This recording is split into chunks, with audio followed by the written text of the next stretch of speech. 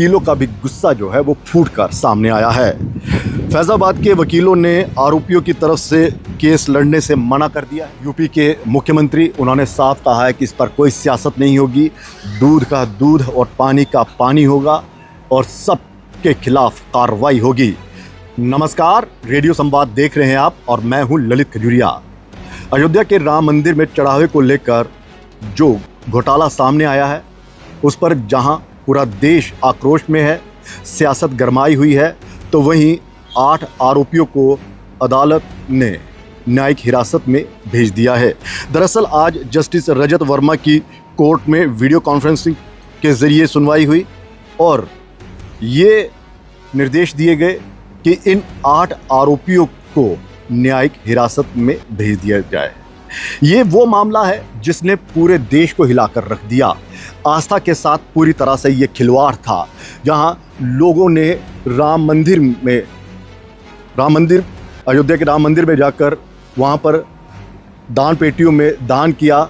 वहीं दान पेटियों से करीब 80 करोड़ रुपए जो हैं वो गायब हो गए और इसी पर पूरी सियासत गरमाई हुई है और आस्था को ठेस भी पहुंची है उन तमाम श्रद्धालुओं के जो राम के प्रति, भगवान राम के प्रति अपनी श्रद्धा जो है वो रखते हैं और जिन्होंने राम मंदिर में दान किया था।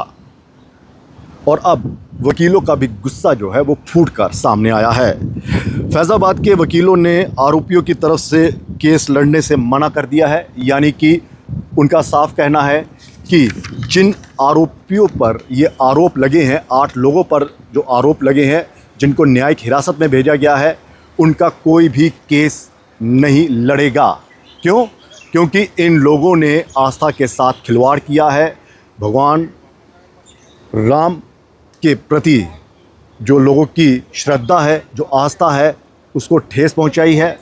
दान पात्रों के साथ तथा कथित छेड़छाड़ की गई है और दान को लेकर इन्होंने अपनी एक जो ज़िंदगी है वो गुजारी है, यानी कि जो दान पात्रों से जो दान चोरी हुआ, जो काउंटिंग के दौरान हेरा फेरी हुई, ये उसके ज़िम्मेदार है। बार एसोसिएशन के प्रधान ने साफ कहा कि अगर कोई बाहरी अधिवक्ता इन आरोपियों की पैरवी करता है तो उसका विरोध किया जाएगा और ये भी जांच की जाएगी कहीं राम मंदिर ट्रस्ट से कोई जुड़ा तो नहीं है, क्योंकि अब इन लोगों को बचाने के लिए भी कहीं ना कहीं ट्रस्ट के लोग आएंगे, क्योंकि आरोप ट्रस्ट के ऊपर लगा है। जो ट्रस्ट के सदस्य थे उन पर ये आरोप लगा है और 8 लोगों ने जिस तरह से ये गड़बड़ी की, जिन पर जो आरोप लगे हैं, उन पर जो है लोगों का काफ़ी गुस्सा है। हालांकि सियासत ज़बरदस्त गरमाई हुई है। इस चढ़ावा घोटाले में अगर सबसे चर्चित चेहरा रहा तो वो था चंपत राय और डॉक्टर अनिल मिश्रा। तो चंपत राय की हम बात कर रहे थे। तो चंपत राय ने जब प्राण प्रतिष्ठा समारोह हुआ था उसमें उन्होंने अहम भूमिका निभाई थी। राम मंदिर निर्माण समिति के जो अध्यक्ष हैं नपेंद्र मिश्रा, उन्होंने कहा कि चंपत राय की ईमानदारी पर किसी तरह का कोई सवाल ही नहीं उठता। वो इतने ईमानदार हैं कि अगर ये कहा जाए कि इस चंदा घोटाले में वो भी शामिल हैं तो ये स्वीकार्य नहीं है। ये उनका एक कद बताता है कि किस तरह से चंपत राय जो हैं वो विश्व हिंदू परिषद में अपनी एक अहम भूमिका जो है वो रखते हैं। हालांकि राम ट्रस्ट के ये अध्यक्ष हैं, लेकिन जब ये घोटाला हुआ तो इन्होंने अपना जो इस्तीफ़ा दे दिया। डॉक्टर मिश्रा, अनिल मिश्रा की बात करें तो संघ से जुड़े हुए हैं। देखिए, राष्ट्रीय स्वयं संघ के सदस्य पर भी ये आरोप लगे हैं। चंदा चढ़ावे में जो घोटाला हुआ है उस पर ये आरोप लगे हैं। राम जन्मभूमि में भी इनकी जो आंदोलन हुआ था, इनकी अहम भूमिका रही है। ये राम जन्मभूमि का तीर्थ ट्रस्ट के 15 ट्रस्टियों में से एक हैं और 22 जनवरी 2024 में यहाँ पर जो अनुष्ठान हुआ था मूर्ति को लेकर, तब ये प्रधान जजमान के तौर पर सभी अनुष्ठानों में ये बैठे थे। इनकी मिसेस भी उस अनुष्ठान में बैठी थी। तो सोचिए इन लोगों पर तमाम जो हिंदू हैं उनका कितना विश्वास होगा। लेकिन जैसे ये घोटाला सामने आया, लोगों के होश उड़ गए और जिस तरह से इन्होंने इस्तीफ़ा दिया, हालांकि वो नैतिकता के आधार पर दिया है, लेकिन विपक्षी पार्टी कह रही है कि इनको बचाने की कोशिश की जा रही है। तो वहीं आदित्यनाथ योगी बाबा यूपी के मुख्यमंत्री, उन्होंने साफ कहा है कि इस पर कोई सियासत नहीं होगी, दूध का दूध और पानी का पानी होगा और सब के खिलाफ कार्रवाई होगी। जो 8 आरोपी जिनको न्यायिक हिरासत में भेजा गया है, उनके नाम टीनू यादव, मनीष यादव जो टीनू यादव के भतीजे हैं, अनिकल मिश्रा जिनके पास चढ़ावे और नकदी गिनने की जिम्मेदारी थी, लवकुश मिश्रा ये नोटों की गिनती करते थे, अविनाश शुक्ला ये चढ़ावा जो चढ़ता था उसकी देखरेख करते थे, करुणेश पांडे, रमा शंकर मिश्रा, सुभाष चंद्र जो पूर्व बैंक कर्मी है। आप सोचिए कि इस ट्रस्ट पर किस तरह का आरोप लगा है।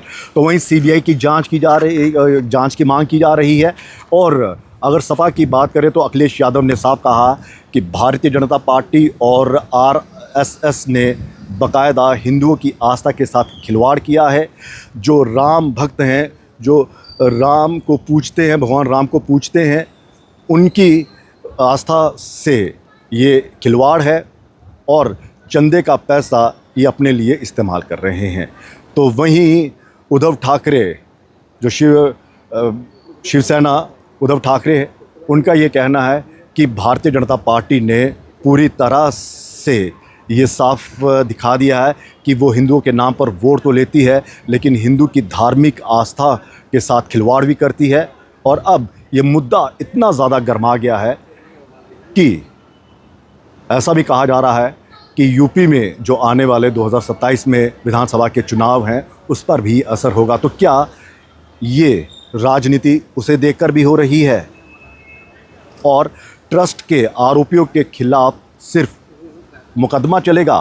क्योंकि कुछ लोगों का ये भी कहना है कि जिस तरह से आतंकियों के खिलाफ या फिर जो माफिया है, जो बड़े बड़े जो गैंगस्टर हैं, जब उनके खिलाफ कड़ी कार्रवाई हो सकती है, उनके घरों को बुलडोज़ किया जा सकता है, तो इन आरोपियों के घरों पर भी इसी तरह का बुलडोज़र चलाया जाए, ताकि भगवान श्री राम जी के भक्तों की आस्था के साथ खिलवाड़ करने वाले, हिंदुओं की आस्था के साथ खिलवाड़ करने वाले इन आरोपियों को एक सबक दिया जाए।